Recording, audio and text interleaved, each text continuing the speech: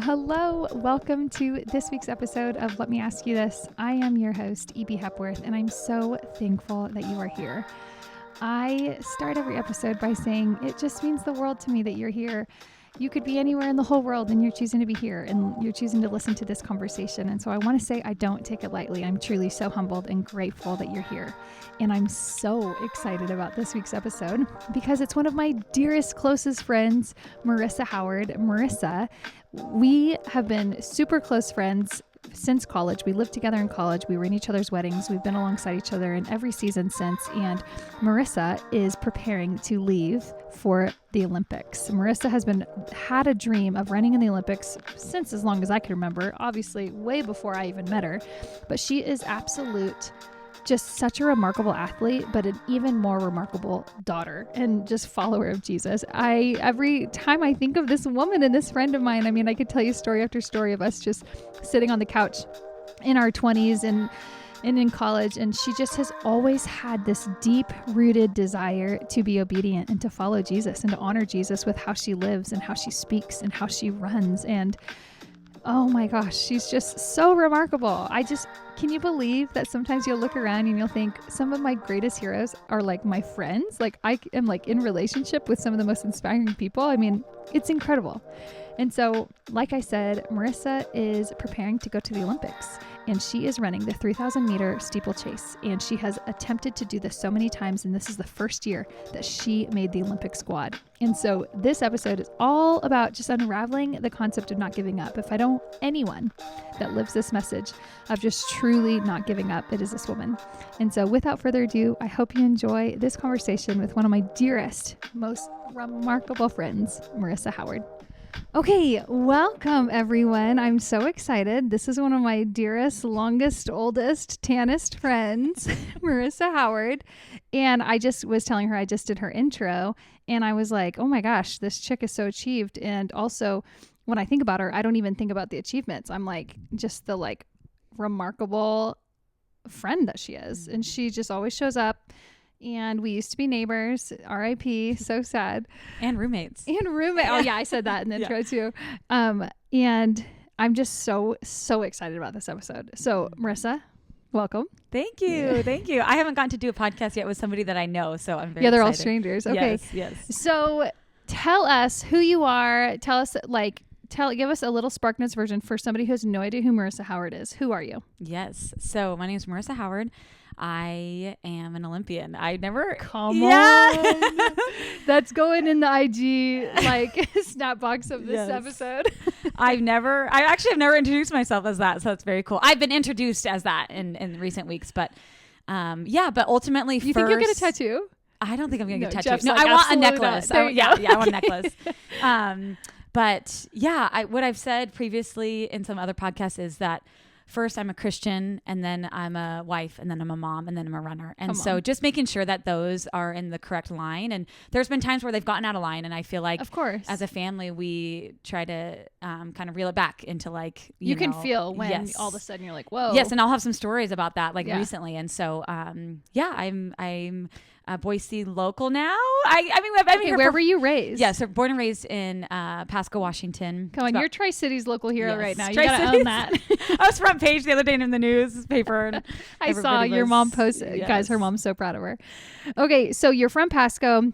You came to Boise to run in college at Boise State. And have you always ran? Yeah, the earliest memories of me running were probably elementary. They had the mile run in elementary school, and my elementary school had a top 3 board. And my goal was man, I want to make it on that top 3 board. And I think my 5th grade year, I finally broke 7 minutes in the mile and made it onto the top 3 board. I think I ran 6:53. You still on that board, you think? What'd you say? You still think you're on that board? I don't know. I need to email the teacher and ask him if I'm still on there. But those are kind of the earliest memories I have of running. Okay. And then it just got obviously more developed. And when did you realize this is my sport? This could be my thing. Yeah. I was a gymnast when I was little, and I had to quit. I chose to quit. I didn't realize that. Yeah. When I was about 10 years old. Wow. And that was the point where they were either you need to go all in and you have the talent to maybe do this at a high level, or you need to quit now. And at that point I was already doing, I think 8 hours a week, and I was going to jump up to 12 hours a week, and it just was too That's much. right, where Esther's at. Yes, it's a lot. full-time job, yes. Dude. I mean, they were talking about like homeschooling or like right. taking me out of school. Right. And so I just missed eating dinner with my family and doing some of those things. And so I quit. I remember sobbing with my gym teacher, and then did a little bit of basketball and soccer in middle school, and then did track in middle school, and then really started to focus on track in high school. And didn't do cross country until my sophomore year of high school. That's wild. Yeah. Yeah. But I think that's what makes, I feel so young in the sport still, because literally, like you and my other best friends, they were all soccer players. From 4 years old. Yes. And it's your whole life. Versus me, I started at 15. That's so wild. I still feel like I'm like, have a lot of, Is that common in the sport? Yes and no. I feel like it's starting, everything's starting to get specialized, so true. Right? Yeah. But I think our generation knows to not specialize. And so I think with our kids, we're like, no, do everything. Yeah. Totally. But that's a wild. It is pretty common to kind of, get into running in high school. Okay. Because there's not a lot of youth programs in the U.S. Sure. Over in Europe, youth track is very big. Okay. So you can tell, I was actually at the Boise State track the other day, and you could tell which one was a European runner and which ones weren't because of the form. Really? They are so just good with their advanced. form, at a young age, which is cool. Yeah. All right. So then were you raised a Christian? Were you raised, tell listeners that. Yeah. So my best friend just sent me a photo the other day of us at middle school church camp. Come on. When I'm pretty sure I got saved when I was probably 12 or 13 years old. You made it your decision. Yes. And it was your heart. Yes. So my early on, a lot of my family is Catholic, and we decided, my parents left the Catholic Church, I think probably when I was 8 or 9 years old. And that was a pretty big deal in our family. And then started going to Christian non-denominational churches, and honestly just had really great friends. They would invite me to youth group, and one of those friends is still like my dearest friend. Yeah. She's coming to Paris. Yep. Oh, became a Christian. And when I was in middle school, and I feel like really never wavered. Honestly, I never had like... You haven't, dude. Yeah. As long as I've known you, you have been steadfast. Yeah. And I feel so thankful for that. That's the Lord, right? None of that is me. Let me ask you this. Oh, no pun intended. That's the name of the podcast. You are getting into running. You go into college. You obviously have this scholarship. You're in this, student athletes is this whole thing. Mm-hmm. And you just decided, were you just like in your heart, like, I want to be somebody who honors the Lord in how I live? Like, you had just made that decision, and then... Yeah. Because you've never wavered. Like, you never had your rebel phase. You never had your... Like, you've just been steadfast. I want to know what's in you that produced that. Yeah. I think a lot of it, honestly, EB, is like who the Lord has surrounded me with. Yeah. And I think also seeing examples of my siblings. They went through some really hard times, and they're not afraid to share that, my sister especially. And I think seeing that example, I think almost scared me a little bit of like not wanting that for my life. But honestly, the people that the Lord gave me, I had really great friends in college. I mean, including you, Kate and Ricky. Those were two of my best friends on the team. They were Christians as well. And so the Lord has surrounded me with some really, really great people in all walks of my life, which has been amazing. You really do have such good homies. Like, I feel like your crew is just next level. Yes. Okay. So then you meet Jeff in college, which is your husband. That's now it's so funny to think how long you've been married, and you're so young. 11 years. You need to think about 2 days. She got married when she was like 10. Okay. Yeah. This chick, it was at the time when people weren't really getting married in college. No. Like at that time, but you guys had been dating and you just knew. Yeah. And so actually this is a fun story, little side note. They literally have only gotten in one fight in their entire existence. They're like the couple that you're like, I don't get it. You actually like are best friends, and you just never argue and chill. And like Jeff is the chillest, like so chill, such an amazing man of God. But one time they got in a fight, and they came inside through the garage, and the way that our house was like configured. Yeah. I panicked because she had texted me that they were like coming home and that something was happening. And I panicked and went into the pantry and shut the door, and they are in the kitchen having their argument, which by the way, their argument was so polite. Like mine, I probably would have thrown a dish. Like it was this whole thing. And they're like, not even raising their voice. But then anyway, the whole time I'm in the pantry. And then he leaves, and it was like they make up and they're perfect again. And then I come out and she's like, you were in there? I'm like, I was in there the whole time. I didn't know what to do. Like we had so many good memories at that house. Good memories. I'll never forget that year. Oh my gosh. So You have been married 11 years next month. No, next week. Or 2 next- days. 2 days. in next 2 days. Oh my gosh. Okay. And her bridesmaids dresses were mint at the era of mason jars and burlap and mint. I wish I could go back. Me I too, do dude. wish a little bit, but it shows you how young we were, and I love it. Oh. Like I even think about my wedding ring, and I'm like, I do never want to upgrade because it, like Jeff used every penny to buy my wedding remember. ring. Yeah, and it's so sweet. Like I'll never forget 100%. it. Yeah. And so you were a young married student. You're also a nurse. Can you tell people about that? Like you have 19 lives. Yeah. Yeah. So one of the driving factors of actually getting married was I was going into nursing school and we knew how busy I was going to be. And we knew we were going to get married either that summer or the following summer. And we thought, why waste another year of, not waste, but just why tempt ourselves for another year, right? We wanted to stay pure before getting married. And then we also knew I was going to be very busy with nursing school and running full time. Yeah. And so we just thought, why not? And I mean, I do not regret the decision just one babies. bit. Yeah. And we look back at pictures and Jeff goes, his how trousers. did people let me get married? Like I feel that way look about like me I'm too. a child. Like child groom. Yeah. He really did look like I a baby. And so, okay, so then I want you to unravel the process of this is not what happened last month with you qualifying for the Olympics. This has been over a decade journey. Yeah. You have tried and fallen short by seconds. Like, take us through the journey of like, why have you not given up? Yeah.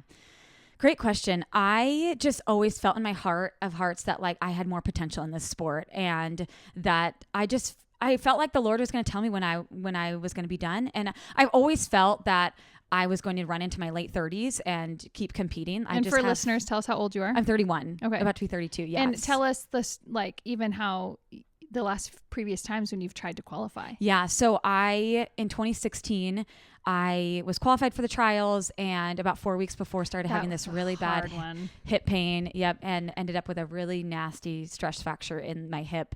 And the doctor basically said, if you run on this, you will break your hip and you'll need surgery. And I said, okay, we are not running on this.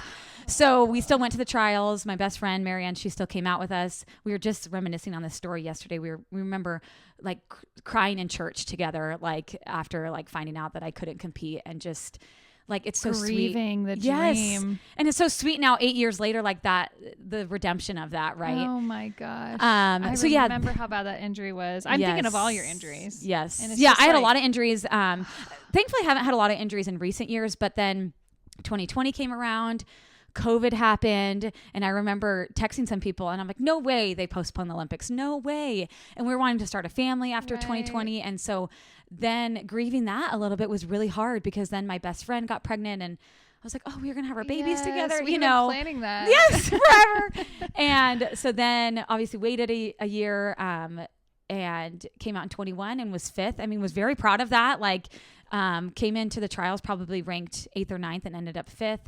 I was in 3rd with 2 laps to go. And honestly, I don't think I was ready for that moment. And I just think back to on all these moments that the Lord has just been preparing me. Yeah. You know, I remember taking the lead of the chase back and being in 3rd because a girl fell in front of me and being panicked and being like, this is it, and almost squeezing it too much. Yeah. And so I just feel like all those moments prepared me for this moment a month ago where I was in position, I was ready mentally and physically, and like the moment wasn't too big. Like I knew we were ready. And so I have the chills, like just thinking back to that Dude, moment. I don't know if I've ever been so pumped up. I thought my neighbors were going to call the cops. I was screaming.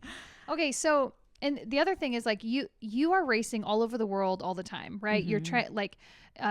You're you did nursing school. You worked at an elementary school as a nurse while you still professionally running. Yeah. You have had brands grab you and drop you. You have had so much tribulation. Yeah. So like how do you nurture a relationship with the Lord in a hobby and a passion and a dream and a career and like not let that go? Like, what does your secret place with Jesus look like while dreaming this dream of being an Olympian?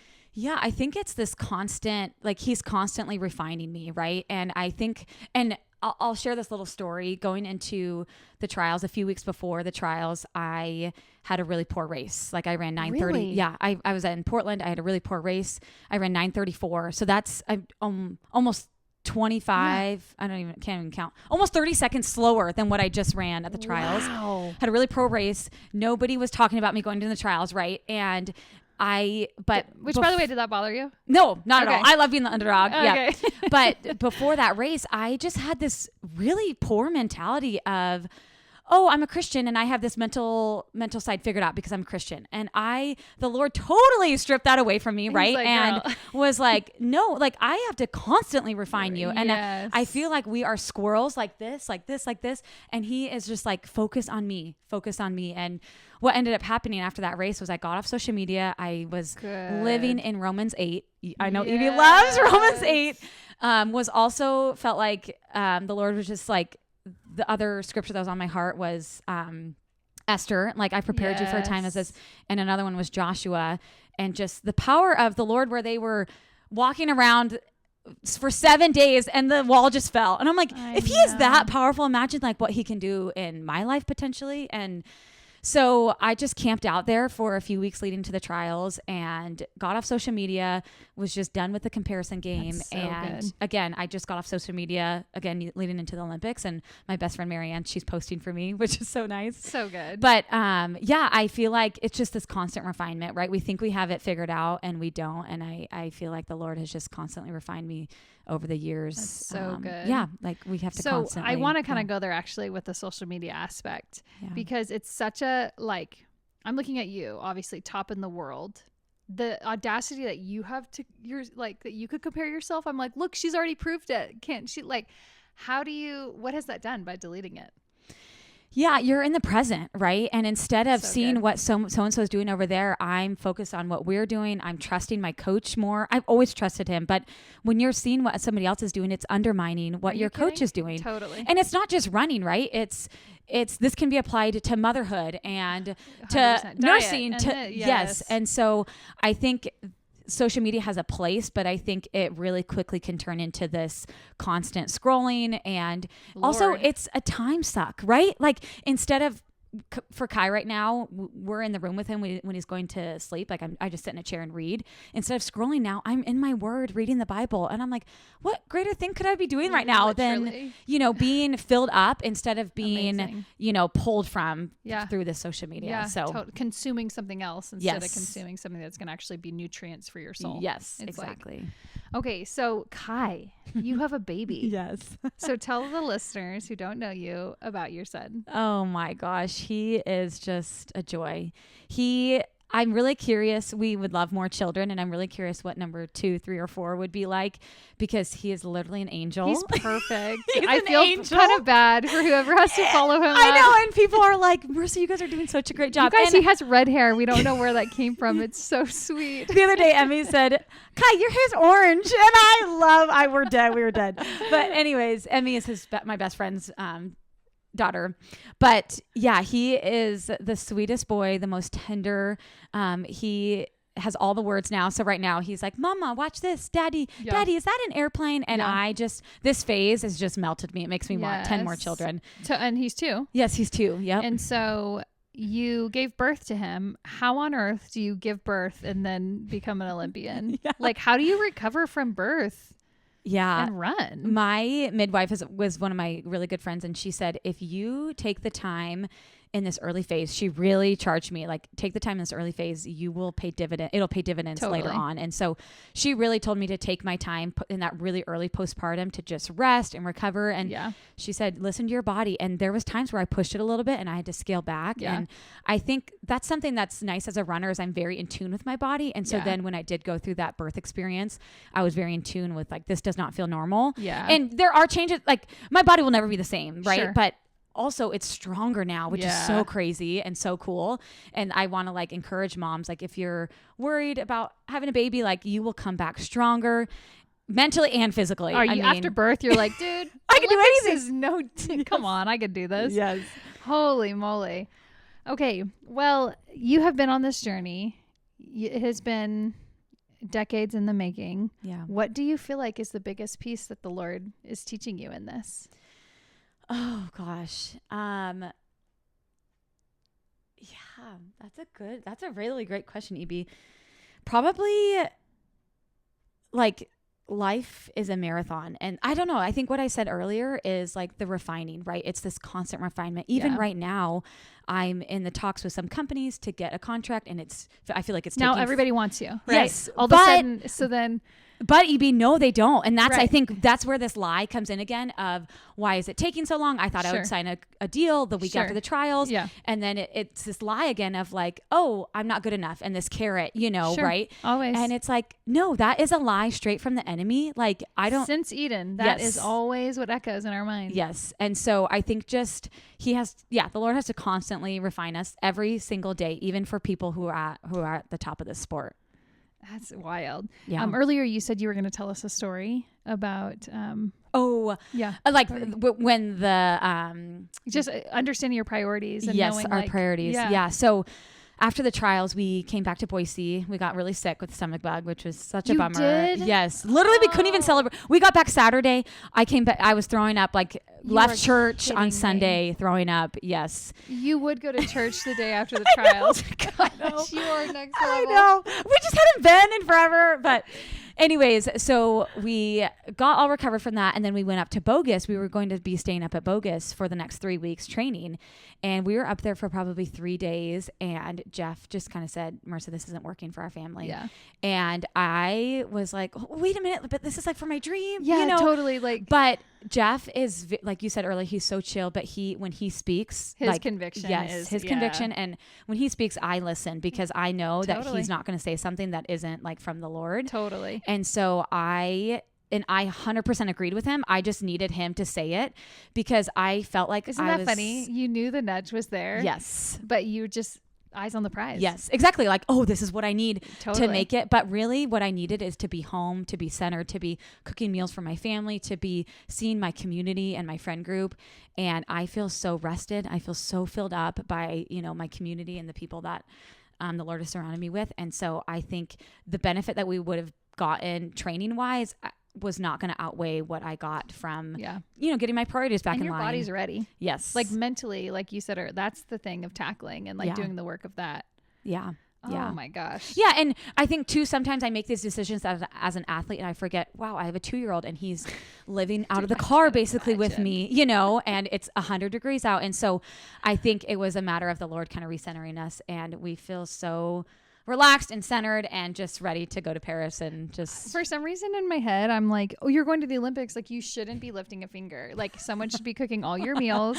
I should be rubbing your feet at night, like someone all the things. I'm just but Evie, honestly, what brings me joy is those things, right? I am a professional runner and I'm a homemaker. Yes. Like I consider myself a homemaker and I love that aspect of my life, and I don't get to do that a lot when I'm like traveling. And so I just wanted to literally like feed my sourdough starter and make bread for my family, and we have chickens now. And so I saw you got chickens. I'm like, wait, is this the right time for chickens? No, I didn't tell my coach. I told him, probably gonna get chickens. I'll do it after Paris. And then my dad's like, we'll take care of them before. And then I told him. Surely you have neighbors and lots of people that will take care of them. Yeah. Oh my gosh. So do you feel the carrying and the lifting of your community right now? Oh my goodness. Even what did 100%. That do for you? Seeing everyone on social media, obviously everyone's believed in you. Everyone's always been so inspired by you, but seeing people moved, what does that do for you as an athlete, as a woman? Yeah. I kept saying, I wish I could see like a map of the United States and see like everybody that was praying and watching and just cheering for me, because it's this web, right? Your grandma who tells her friend and we know your mom's talking to everybody. Oh yeah. It's just incredible. And I had this complete peace going in EB. Like I was on that. I don't know if you watched the starting line, but like we watched all of it, and I didn't like that the camera wasn't showing you. I know. I was like, give the people what they want. Yes. But I felt so calm, so relaxed. And that is straight from the Lord, right? I mean, and I asked the 2 other women who made it, I said, were you girls nervous on the line? They're like, yes. And I'm like, are you kidding? I felt just ready, And so there's no other way to describe that than the Lord giving me this peace. And that's what I prayed for in 21. And I had that peace going in. And even if I didn't make it, that was, totally the Lord is good. But I just had this complete calm and peace. And that is the community, right? That's the community behind me. That's just lifting me up in prayer. Yeah. It's so wild what that does. Yeah. Like truly lifting of the arms and just okay, since you just mentioned 21, you were 2 people shy in 21, right? You got 5th place. Yeah. It's like that feeling of, and I just wrote a chapter on this, of this concept of like, you're so close to getting what you wanted. It's close, but no cigar. And then I imagine in your head at some point you thought, well, why the heck did I even get this far to lose that close? I would have rather it been really extreme rather than that close. Yeah. How do you process emotionally, spiritually, being that close to a dream and not getting it? Yeah. I think just constantly having this growth mindset, right? That being denied of a dream, I think and being that close, I think is what inspired me to keep going and to think, wow, what could I do? So it is fuel. Yes. I think it was fuel for the fire. And women have shown that they're best in their 30s and they're best after having babies. And so I'm like, I got those two things going baby. For me, you know? Check. And after that trials, I got a really, really sweet message from Micheline. I think she'll probably listen to this. And she just sent me this message right after the trials in 21 that just basically said, I just am so excited for this next. She knew that we were going to try to have a baby. Sure. And she said, I'm just so excited for now the network of people that you're going to be able to reach beyond athletics. Now it's motherhood, you know, and the combination of that. And I sent that message back to her now after this trials, after I made it. And she said she just was weeping, like just crying because she forgot she had sent that. And it's saved in my phone. You never forget those messages. It is marking. Yes. And so to now be on the other side of it and to be a mom and an athlete, and those are my 2 dreams that I'm just living right now. And it's very, very sweet that the Lord. My goodness. Yeah. So this is like so not on topic, but do you go to Paris and then, will you do any like sightseeing after? I know that's not why we're going, but like, are you guys able, since your whole family's going? Yes. What's that look like for a whole family to go to the Olympics together? Yes. So we are staying for about 5 or 6 days after. Okay, and I remember booking my tickets and telling my coach my travel dates. He goes, "You're staying that long?" I'm like, "Yes, it's why Paris. would I not?" Okay. We have to. Good. So we booked Kai's tickets. first trip to the Eiffel Tower. Yes. So they're probably going to do some stuff without me just because the week that I race is just kind of crazy and I can't really do much. But do you have to stay at Olympic Village? I will stay at the Olympic Village, and then after I'm done competing, I'll go stay with them. But we did book tickets to beach volleyball. It's literally at the base of the Eiffel Tower. No. Yes. Oh, I saw that. Yes. So we're doing that, wow. and then we're doing a river cruise on the Seine. So fun. My mom, sister-in-law, sister, cousin, and me all have birthdays in August. So we're going to do a fun cruise, and then we're going to do like a chocolate making class. Wait, so you're turning 32 in while Paris? You're there? Yep. Wow. They asked me, they're like, what day do you want to travel back? The 10th, 11th, or 12th? And I'm like, not my birthday. I'm not going on my birthday. So we'll come back the 12th. Wow. Yeah. If you could tell yourself something 10 years ago when you're a freshman at Boise State, just baby Marissa, that's just happy to be there. You weren't, I mean, at that time, you weren't even necessarily thinking you were going to run professionally. Right. We just thought if I could pay for my college, that would be awesome. Yeah, 100%. What would you tell Marissa just starting running now? What would you tell her then? What you know now? It sounds so cliche, but to like not give up on those dreams that the Lord places in your heart, because I really felt like I could get to this level. Yeah. And I also knew that even if I didn't get to this level, the U.S. track and field team is the hardest team to make. Like, I mean, everybody will tell you that. And there's been teammates that I've had that have made Olympic teams that I had a better PR than, or not Olympic or world teams that have had a bit of better PR than, but they just come from countries that aren't as competitive. Right. And so I think I've always known like, okay, you're an Olympic caliber athlete, right? Like even if you don't ever make the Olympic team, you are at that level. But now to be like, wow, I don't just get to say Olympic caliber, like I am an Olympic athlete. It's very, very sweet that the Lord like made that dream come true. And obviously a lot of hard work, a lot of heartache, but it's so worth it. I mean, I will go back and, go through all of those mountains or all of those valleys because they make the mountains so much sweeter. The mountaintops so much sweeter. Oh my gosh, dude. I just can't imagine. It's such a different type of dream, right? Like an athletic dream is different because you're going for this one thing. Like, for author, it's like, oh, you want to make New York Times bestseller, but you're not the number one sold book, or I don't know, just so many different realms of careers. But with athletics, it's like, that is the thing. And you are as close to the ultimate goal as anyone has been. It's just like, it is a weighty experience. Yeah. And the coolest thing is the whole time you have been like, I am an ambassador of Christ. Yeah. I am a daughter before anything else. Even your flippin' speech had our whole house in tears. Yes. I'm like, should we tattoo that on our backs? Like, and tell us what you said. Yeah. The Lord is good even in victory and defeat. Even if I hadn't made this team today, he's still good. I was like, can every young person hear that? And so what does that even mean to you in victory or in defeat? You've experienced both. Yeah. Yeah. I think it's so easy to praise the Lord when we make an Olympic team, right? And sometimes I do feel like that's cliche, right? And I do want to give him all the praise, but he's still good even when there's heartache. And I know, Evie, you've gone through like really hard things in your life, and he is still good and still takes care of his children. And there's learning in all of that as I just think about all the learning that goes into, and all the growth that goes into these valleys that he takes us through. I mean, and the character he reveals to you, and the things that he needs to take out of you, right? I just think about the icky, like the pride, I can do this on my own. Yes. Like, and so gosh. I think just remembering that.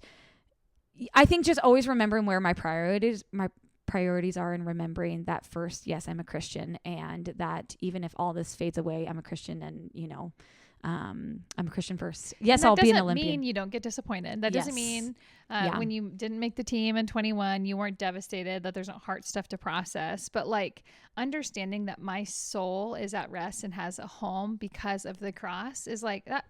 I'm a winner. I'm a winner because he died for me. Yes. It's so powerful. Yeah. And I think, I've sat in chapels. They do these athlete chapels for us at US Championships, and they'll do it That's cool. Yeah, at Olympics. So I've met some really cool people in there. It's through Athletes in Action.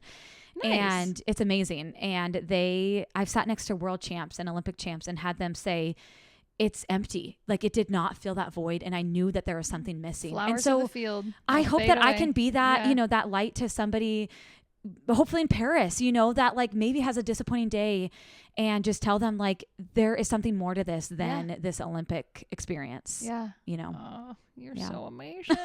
I'm just so amazed by you. Okay, well, where can people find you? When is this race? We're releasing this as the second episode of the season next week. So it's right before your race. Okay, and so people are going to be listening to this. You're going to be in Paris. You're going to probably be running as people are walking the trails listening to this podcast.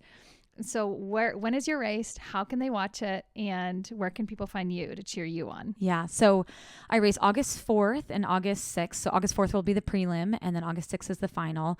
I don't know the exact how many people. I usually 15 people make the final, but I don't know the exact layout yet of top 5 or top 6 from so our heat. You have to win on the 4th to make it. Not win. I have to be like likely in the top 5 or 6. Not win. Okay. Yeah. Yep. And then how many people are always in the steeplechase? So usually 45. But the reason why I'm saying this is when I looked at the entries, there was only like 36. So that's why in a race. That's not normally people. There'll be 3 heats. So there'll be like 15. There's 12 people on the track at a 12 time. to 15. Okay. Yeah. 12 to 15.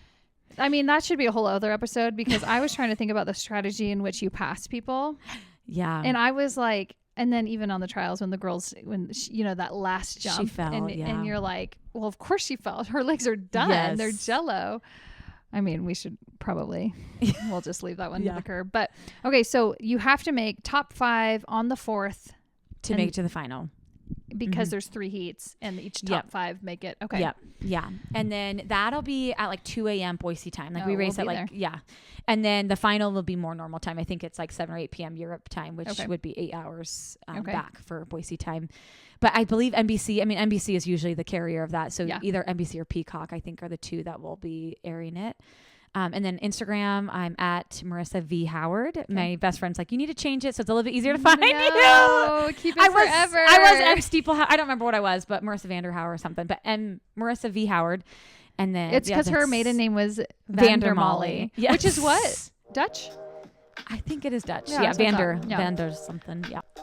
And that, ladies and gentlemen, is my friend Marisa Howard. She is remarkable in every sense of the word. And if you happen to be listening to this before August 4th, 2024, then make sure you tune in and watch her on the Olympics run the 3,000 meter steeplechase.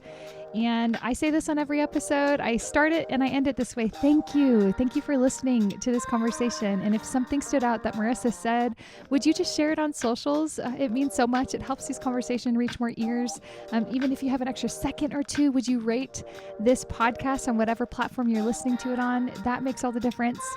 And that's about it. So wherever you find yourself today, I hope you are blessed, and I hope that you are able to abide in hope, and we will see you next time.